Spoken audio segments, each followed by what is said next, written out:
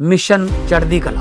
और मैं भारत के हर नागरिक को, उद्योगपति को, चैरिटेबल ट्रस्टों को, कलाकारों को, पूरी दुनिया में बसते पंजाबियों को, बहन भाइयों को दिल से अपील करता हूँ, आओ पंजाब को दोबारा अपने पाँव पे खड़े करने का टाइम आ गया है। पुनर्वास में और रिस्ट्रक्चर में पंजाब का साथ दीजिए। मैं वचन देता हूँ, जो भी आप मेहनत की कमाई से 1 रुपया भी अगर निकालोगे तो 1.25 रुपया बना के हम पारदर्शिता और ईमानदारी से इस्तेमाल करेंगे।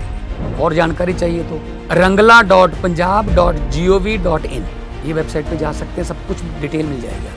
आओ मिलकर हाथ से हाथ जोड़ के एक ऐसा पुण्य उसमें योगदान डालें और बता दें दुनिया को कि पंजाब किसी भी संकट के सामने हारता नहीं है।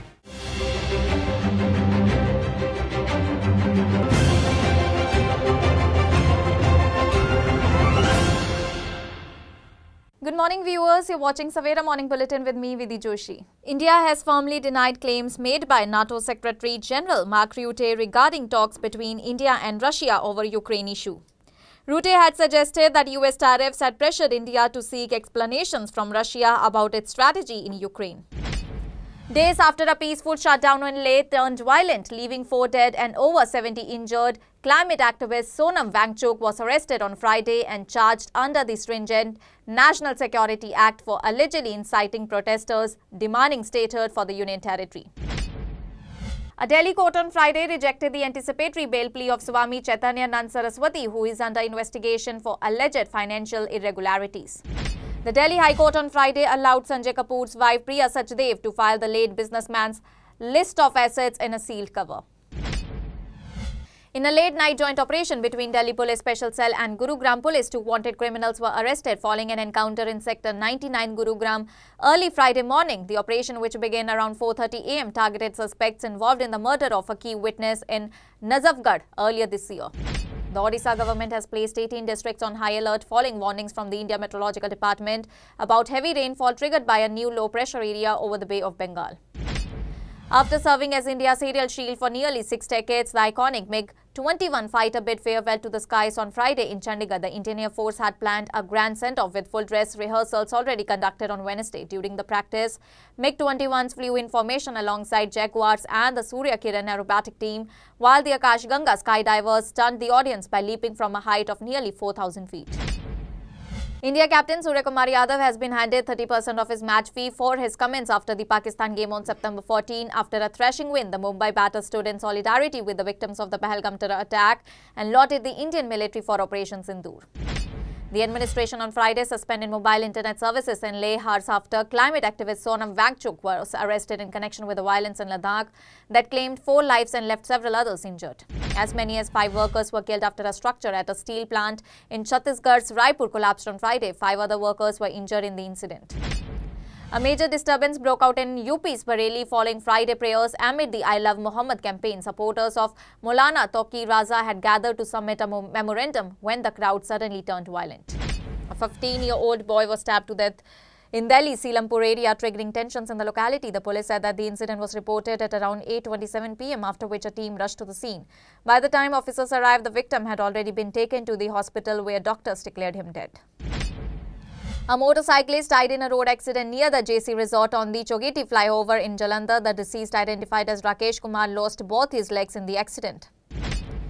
During the cabinet meeting held on September 8 under the leadership of Chief Minister Bhagwant Mann, the cabinet has decided to regularize 1,007 office employees working for 15 to 20 years under the Education Department, during which the government has made a big change and is preparing to make a big cut in the salaries of the employees, regarding which the Education Department has issued a notification. Punjab Governor and Chandigarh Administrator Gulab Chand Kataria welcomed the new superfast train from Udaipur to Chandigarh at Chandigarh Railway Station. Panchayat Samiti and Zilla Parishad elections in Punjab will now be held by December 5 instead of the original date, that was October 5th. These elections were delayed due to floods in the state. The Managing Secretary of Rural Development issued a notification stating that the Panchayat Samiti and Zilla Parishad elections will be held by December 5. The Allahabad High Court dismissed leader of opposition Rahul Gandhi's plea challenging a Varanasi court order regarding his alleged remarks on the Sikh community made during a program in the United States in September 2024.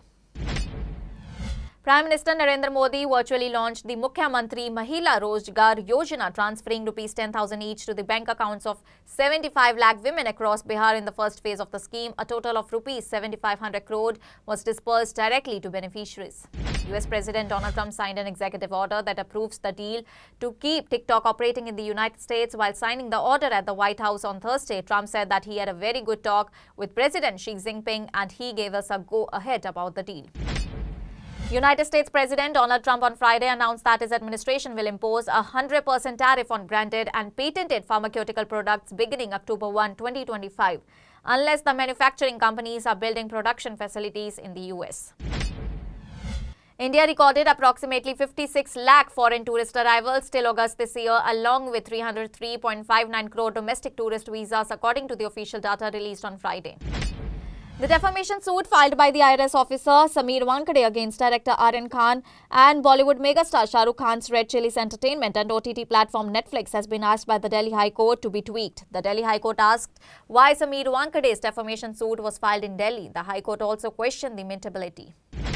Tej Pratap Yadav, Lalu Yadav's elder son, who was expelled from the RJD, has formed his own new party. It's named Jan Shakti Janata Dal. Tej Pratap shared the party's post on his X handle. He is the party's national president. Tesla CEO Elon Musk AI startup XAI has filed a lawsuit against rival OpenAI, alleging that theft of trade secrets through hiring its former employees. The Calcutta High Court ordered that all the students' hostels attached to the Kolkata's iconic Jadavpur University will remain closed for the entire Durga Puja vacation. UP Chief Minister Yogi Adityanath distributed scholarships to nearly 4 lakh students. He said that the era of discrimination in the scheme has now come to an end.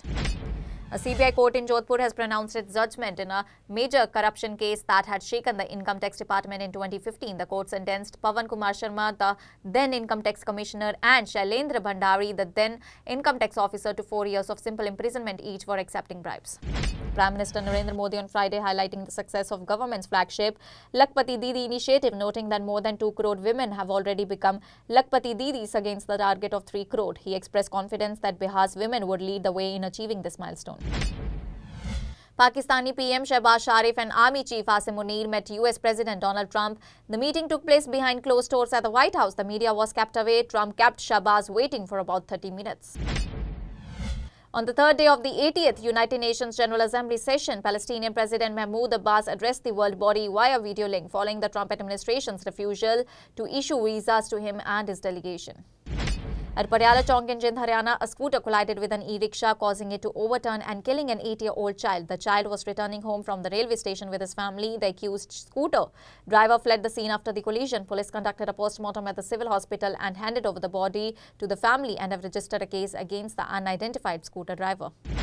The Haryana government has approved prosecuting suspended former CBI judge Sudhir Parmar on corruption charges. The ECB will now be able to file a charge sheet against the former judicial officer in court according to the Prevention of Corruption Act and the Code of Criminal Procedure. State government approval is mandatory before prosecuting any public servant.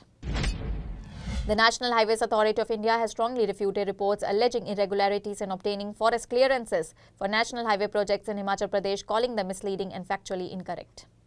Indian entrepreneur and reality star Ashneer Grover, who is known for Shark Tank India and currently hosts the streaming reality show Rise and Fall, has received an offer from the makers of Big Boss 19, hosted by Bollywood superstar Salman Khan.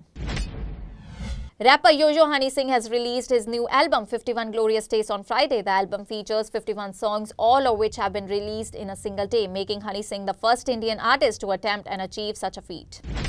After earning a nomination at the prestigious International Emmy Awards, singer-actor Diljit Dosanjh expressed his gratitude and shared a heartfelt message, emphasizing that humanity remains the greatest virtue above all the achievements. Shiromani Akali Dal Chief Sukhbir Singh Badal met former Punjab Minister Bikram Singh Majithia, who has been in Naba jail for the past 3 months in connection with a disproportionate acid case. A bloody fight between migrants in the Atari constituency of Amritsar has created panic throughout the area. According to DSP Lakwinder Singh Kaler, information was received late night that Rakesh Kumar, a migrant resident of the village, had killed another migrant Rajkumar and seriously injured his father Bhairav Prasad.